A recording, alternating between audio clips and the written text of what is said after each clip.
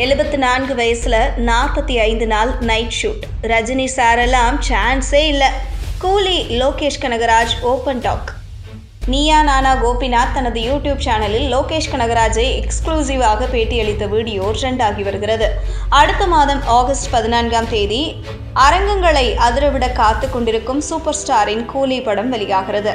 Leo படத்திற்கு பிறகு industry hit இயக்குனராக மாறியுள்ள லோகேஷ் கனகராஜ் இயக்கத்தில் உருவாகியுள்ள இந்த படத்திற்கு பெரிய எதிர்பார்ப்பு நிலவி வருகிறது. ஓவர்சீஸ்களில் எல்லாம் இப்போதே டிக்கெட் புக்கிங்கை தொடங்கும் பணிகள் நடைபெற்று வருவதாக கூறுகின்றனர். சுமார் 100 நாடுகளில் 12,000க்கும் அதிகமான திரைகளில் கூலி படத்தை வெளியிட சன் பிக்சர்ஸ் மற்றும் படத்தை வாங்கிய விநியோகஸ்தர்கள் தீவிரம் காட்டி வருகின்றனர். ஹாலிவுட் ரிப்போர்ட்டுக்கு பேட்டி அளித்த லோகேஷ் கனகராஜ் தமிழ்நாட்டிலும் கூலி படத்தின் ப்ரமோஷனை ஆரம்பித்துவிட்டார்.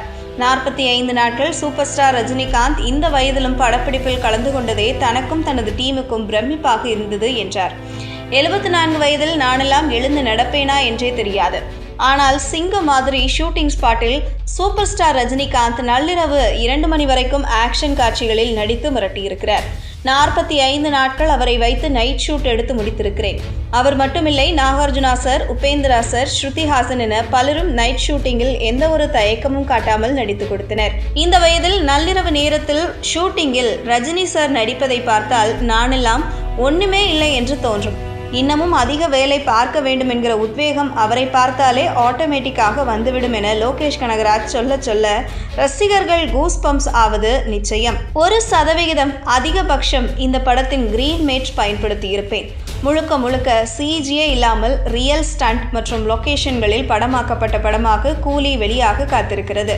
அதற்காகவே விசாகப்பட்டினம், வெளிநாடுகள் என எங்கெல்லாம் எந்த ஒரு தொந்தரவும் இல்லாமல் படம் பண்ண முடியுமோ படம் பண்ணினோம் என லோகேஷ் கனகராஜ் கூலி பட ஷூட்டிங் ஸ்பாட் அனுபவங்களை வாரி இறைத்துள்ளார்.